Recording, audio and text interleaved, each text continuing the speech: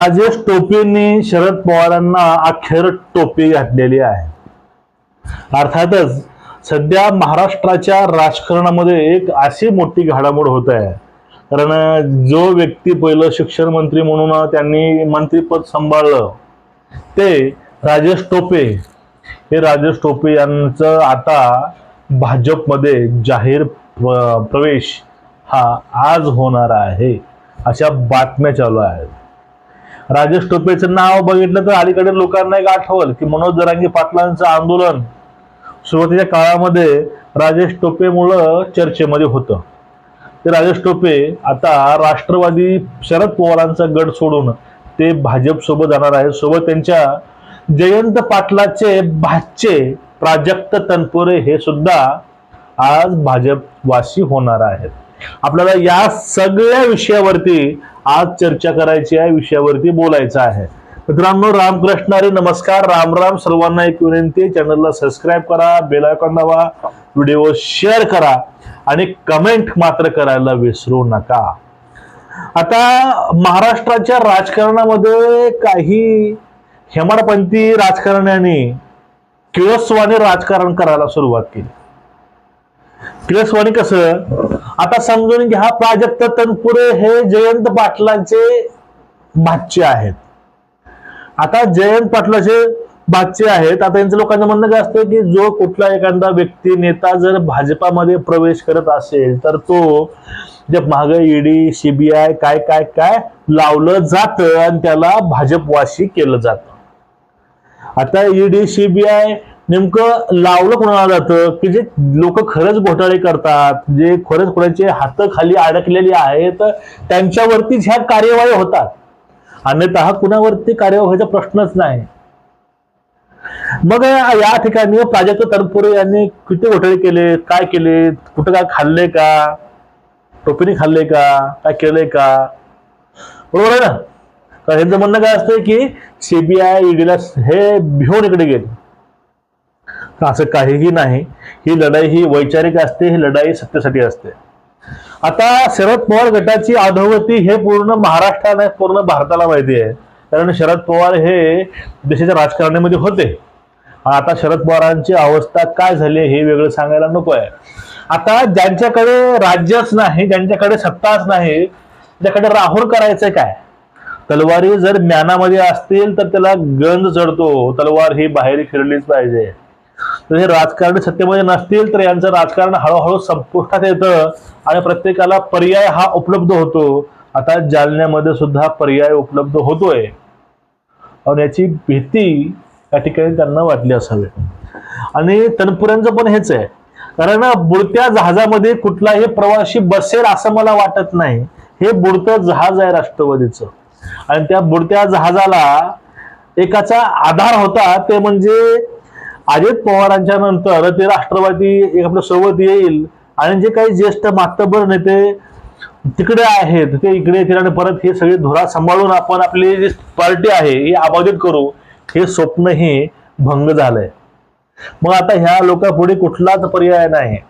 आता राजेश टोपे हे नाव घेतलं, त्यांचे वडील तिथे खासदार होते, परत ते मंत्री झाले आणि राजेश टोपेंचं नाव मनोज जरांगे पाटलांच्या आंदोलनामुळे सर्वसामान्यापर्यंत पोहोचलं. त्याच्यावरती आरोप हे अनेक झाले.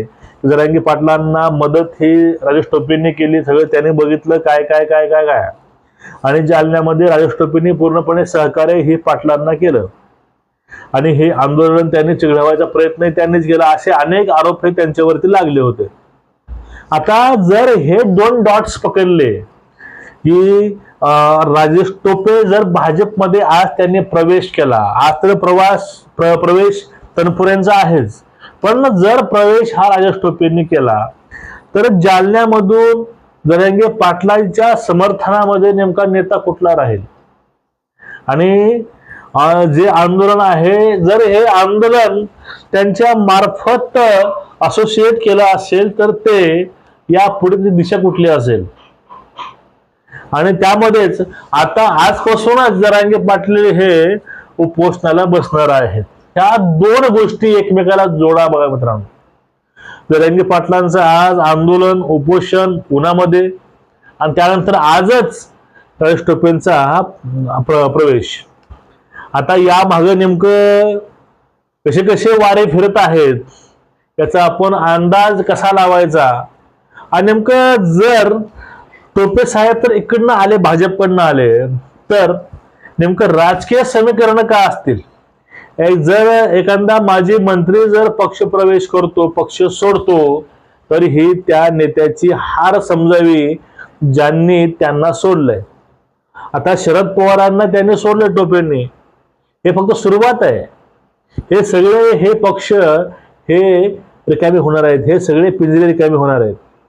फक्त पक्षाचे सांगाडे उरतील, पक्ष उरणारच नाहीत. कारण कुठल्याही पक्षाची जी आचारसंहिता असते, कुठल्याही पार्टीचा विचार असतो, हा विचार त्यांचा हा भारताच्या विरोधामधील आहे.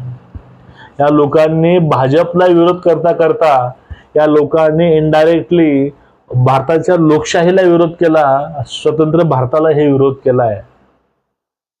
अटल बिहारी वाजपेयी जी पाठीमागे बोलले होते की हे लोक भाजपला ब्लेम करण्यामध्ये इतके गुंततील, ते एवढे टोकाला जातील, हे आपल्या देशाला विरोध करू लागतील, हे वक्तव्य आहे मित्रांनो अटल बिहारी वाजपेयी साहेबांचं.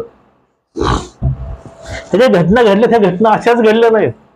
राजेश टोपे आले तर एक्झॅक्टली जालना जिल्हा जो आहे तिथे राजकारण आहे, हे राजकारण फक्त भाजपसोबत घुटमळणार आहे मित्रांनो. कारण त्या जिल्ह्यामधील माजी मंत्री, सिटिंग आमदार, त्या जिल्ह्यामध्ये त्यांच्या वडिलांचं वर्ष असणारे त्यांचे वडील खासदार होते, ह्या जिल्ह्याची पूर्ण पार्श्वभूमी ही यांची होती. पण जर ज्यावेळेस टोपेकडे त्यावेळेस जिल्ह्याचं राजकारण हे बदलणारच आहे.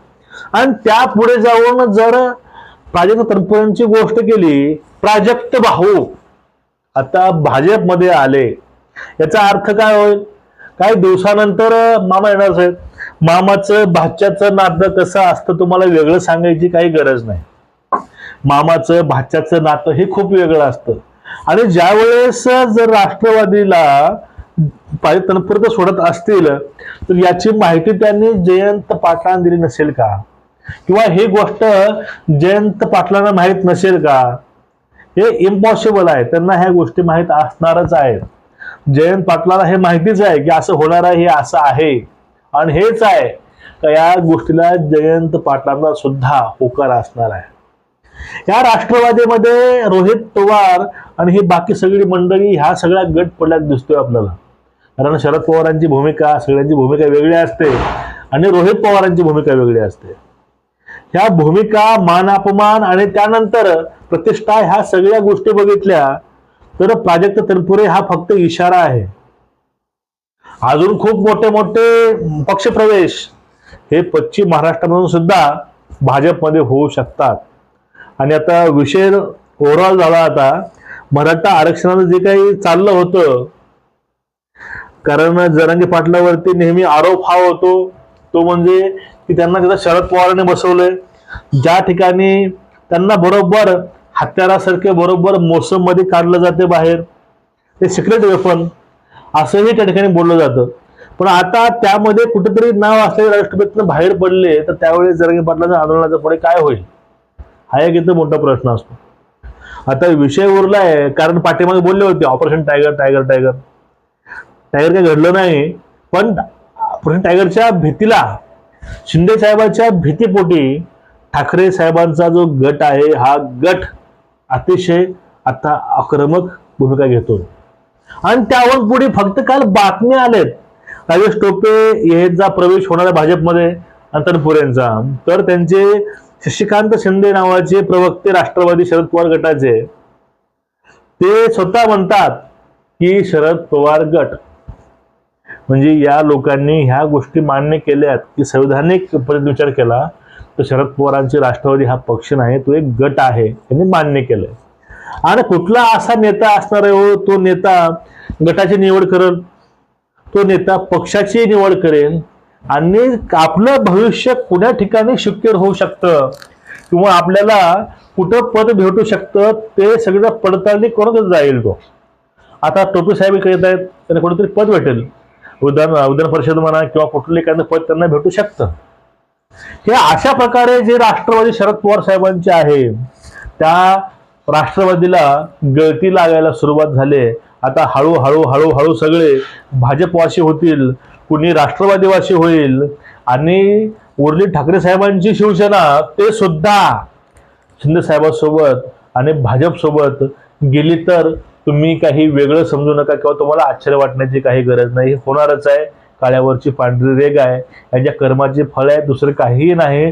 राऊतांनी काकांसोबत बसून शिवसेना आणि भाजप हे वेगळं केलं आणि या ठिकाणी त्यांनी संपवायचा प्रयत्न भाजपला केला. भाजप फिनिक्स पक्षासारखं दुपटीनं तिपटीनं वेगानं महाराष्ट्रामध्ये पसरलं. मात्र हे त्या राखेमध्ये मिळत आहेत. हे सत्य आहे, ही वास्तविकता आहे. म्हणून दुसऱ्याचं नुकसान करण्याच्या हेतून प्रयत्न केला गेला तर आपलंच नुकसान होतं, आपणच उरत नाही, हे यातून सिद्ध होत आहे. पण या ठिकाणी मला एक गोष्ट म्हणावी वाटते, शेवटी राजेश टोपे यांनी शरद पवारांना टोपी मात्र लावली आहे आणि अनेक नेते आता शरद पवारांना, उद्धव ठाकरेंना टोप्या लावतील, आपण अशी आशा करू. तुमचं मत काय नक्कीच व्यक्त व्हा आणि व्हिडिओ जास्तीत जास्त लोकांपर्यंत मित्रांनो शेअर करा. रामकृष्ण, नमस्कार, राम राम.